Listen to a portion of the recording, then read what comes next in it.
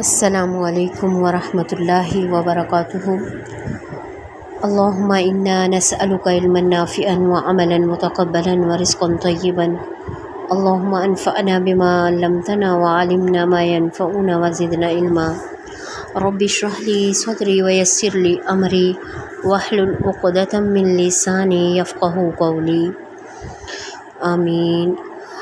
اعوذ باللہ من الشیطان الرجیم، بسم اللہ الرحمن الرحیم۔ وَإِذْ قُلْتُمْ، اور جب تم نے کہا، یا موسیٰ، اے موسیٰ، لن نصبر، ہم ہرگز صبر نہ کریں گے، علی طعام، ایک ہی کھانے پر، علی طعام واحد، ایک ہی کھانے پر، فادع لنا، دعا کیجیے ہمارے لیے، ربک، اپنے رب سے، یخرج لنا، کہ وہ نکالے ہمارے لیے، مما، اس چیز سے، تنبت الارض، جو زمین اگاتی ہے، من بقلھا، اس کی سبزیاں، وکثائھا، اور ککڑی، وفومھا، اور اس کی گندم، وعدسھا، اور اس کے مسور، وبصلھا، اور پیاز۔ قال، فرمایا، اتستبدلون، حضرت موسیٰ علیہ السلام نے، کیا تم مانگتے ہو، کیا تم بدلنا چاہتے ہو، الذی، وہ جو، ہوا ادنا، وہ ادنا ہے، حقیر ہے، بالذی، ساتھ اس کے، ہوا خیر، کہ وہ بہتر ہے، تو اہبطوا، اتر جاؤ، مثلاً، کسی شہر میں، فإن لکم، یقیناً تمہارے لیے، وہ ہوگا، ما سألتم، جو تم نے سوال کیا، جو تم مانگتے ہو، وضربت علیہم الذلہ، اور ڈال دی گئی ان پر ذلت، والمسکنہ، اور مسکینت، وباءوا بغضب، اور وہ پلٹے، وہ بغضب من اللہ، اللہ کے غصے کے ساتھ، ذالک بانہم، یہ اس وجہ سے، کانوا یکفرون بآیات اللہ، کہ وہ اللہ کی آیات کا انکار کرتے تھے، ویقتلون النبیین بغیر الحق، اور قتل کرتے تھے نبیوں کا ناحق، ذالک بما عصوا، یہ اس وجہ سے کہ انہوں نے نافرمانی کی، وکانوا یعتدون، اور وہ حد سے بڑے ہوئے تھے۔ اب اس کے روٹ ورڈ دیکھتے ہیں۔ نصبرہ جو ہے، اس کا روٹ ورڈ جو ہے صاد با را ہے، اور طعام، کھانے کو کہا جاتا ہے، توئیں عین میم ہے، اور فادعو، اس کا روٹ ورڈ جو ہے، دال عین واو ہے، اور تنبتو، اگاتی ہے، اس کا روٹ ورڈ جو ہے، نون با تا ہے، اور اسی طرح یہاں لفظ ہے اہبطوا، اس کا روٹ ورڈ جو ہے، ہا با توئیں ہے، اتر جاؤ، یعنی کسی بلندی سے پستی کی طرف، نیچے کی طرف اترنا۔ اور یہاں ذلت جو ہے، اس کا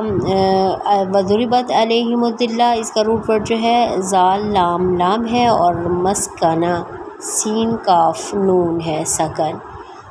اور غضب غین ضاد با، اس کا روٹ ورڈ ہے، اور اسی طرح جو ہے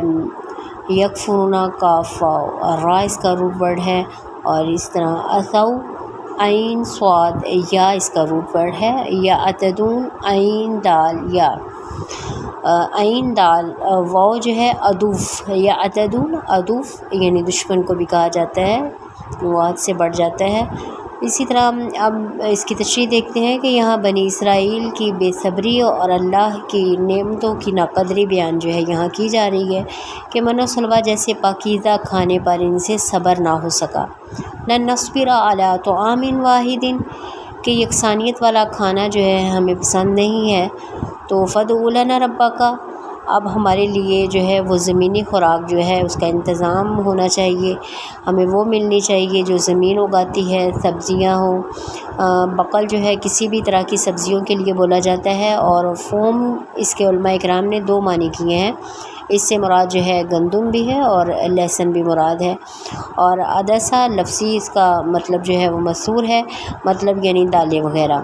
اور بصلھا، پیاز، یعنی اندازہ کریں کہ بغیر محنت و مزدوری کے کھانا جو ہے ان کو میسر ہو رہا تھا، نہ کوئی محنت مزدوری کرنی پڑتی اور نہ ہی کوئی مشقت کرنی پڑتی، تو ان کی جسمانی ضروریات جو وہ بھی پوری ہو رہی تھی، میٹھا بھی تھا، نمکین اور پانی بھی تھا۔ تو بنی اسرائیل جو ہے یہ ایسی قوم تھی کہ جن کو رب العالمین نے قیادت کے لیے جو ہے وہ چن لیا تھا۔ یہ وہ قوم جو جانتی ہو کہ مجھے اللہ رب العزت نے کھانے پینے کے لیے نہیں بلکہ اپنی بندگی اور اس زمین کو اس کی نافرمانی سے پاک کرنے کے لیے اٹھایا ہے، چنا ہے، تو پھر یہ جو ہے کھانا یہ جو ہے یہ کوئی معنی نہیں رکھتی۔ اس لیے مجھے حقیقی جو ہے مقصد کو لے کر آگے بڑھنا ہے۔ میری امیدیں جو ہے قلیل اور میرے مقاصد جو ہے جلیل ہیں۔ ایسے گروہ، ایسی قوم، ایسی امت کے لیے یہ کھیتی باڑی، کاروباری زندگی جو ہے اور زندگی کے دوسرے مشاغل جو ہے وہ کوئی معنی نہیں رکھتے جب ان کے سامنے جو ہے بڑے مقاصد ہوں۔ مگر یہ وہ قوم تھی جنہوں نے پیٹ کی باتیں کو سنا اور مقاصد زندگی جو ہے وہ بھول گئے۔ قَالَ تَسْتَبْدِلُونَ الَّذِي هُوَ خَيْرٌ، ان سے کہا گیا کیا تم مانگتے ہو وہ چیز کہ ہوا ادنا، جو ادنا ہے، حقیر ہے، بالذی، ساتھ اس چیز کے کہ ہوا خیر، جو بہتر ہے، جو آسمانی کھانا جو ہے تم پر نازل من و سلوہ کی صورت میں آ رہا تھا وہ بہتر تھا، یا جو تم کاشتکاری کرو گے، محنت مزدوری کرو گے جو ہے اور ذلت اٹھاؤ گے تو یہ بہتر ہے۔ اور یہاں اہبطوا مصرا، تو اس کے لیے تم کسی بھی شہر میں اتر جاؤ تو ہوگا تمہارے لیے جو تم نے مانگا ہے، جو تم نے سوال کیا ہے۔ یہاں مصر سے مراد جو ہے ملک مصر مراد نہیں ہے بلکہ کوئی سا بھی شہر ہے، اس میں اتر جاؤ، کسی بھی شہر میں تم جاؤ گے تو وہاں وہ ملے گا جو تم نے مانگا ہے۔ وَضُرِبَتْ عَلَيْهِمُ الذِّلَّةُ وَالْمَسْكَنَةُ،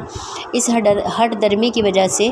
ذلت اور مسکنت جو ہے ان پر ڈال دی گئی۔ ذلت کا مطلب جو ہے وہ رسوائی ہے۔ ابو داؤد شریف کی حدیث کے اندر آپ صلی اللہ علیہ وسلم نے فرمایا کہ اگر تم اپنے اپنے کاروباروں میں مشغول ہو جاؤ اور تم چھوڑ دو جہاد کو، جہاد چھوڑ کر کاروبار میں لگ جاؤ اور بیلوں کی دمیں جو ہے وہ پکڑ لو، مطلب یعنی کاشتکاری میں لگ گئے اور کاشتکاری پر خوش ہو رہے، تو اللہ تعالیٰ رسوائی جو ہے وہ مسلط کر دے گا۔ اس رسوائی کا مطلب یہ ہرگز نہیں ہے کہ وہ رسوائی جو ہے اس پیشے کی وجہ سے ہے، وہ رسوائی جو ہے اس وجہ سے ہے کہ انہوں نے اللہ کے دین کو چھوڑ کر اپنی کمائی کو اپنی زندگی کی ترجیح بنا لیا۔ مسئلہ جو ہے ترجیحات کا ہے۔ جب ضرورت کو مقصد بنا لیا جائے، اللہ کے دین کو چھوڑ کر اپنے کاروبار میں خوش ہوئے، باقی کی پرواہ نہیں، تو فرمایا اس وقت تک یہ ذلت و رسوائی جو ہے